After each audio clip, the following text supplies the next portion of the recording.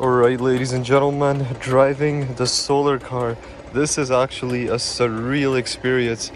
So I have a little switch here to turn on the solar panels, and if we have enough sunlight, the solar system should be working. It's a little shadowy, but it's pretty cool. It's hard to believe this thing is actually working. It took a lot of work to build this thing.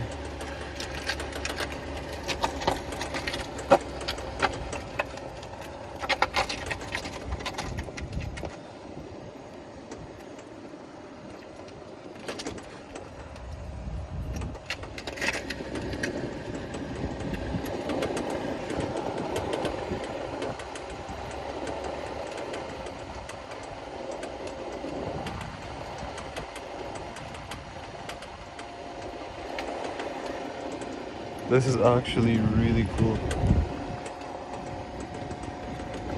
The alignment is still a little off. That will need fixing, but for now it will do.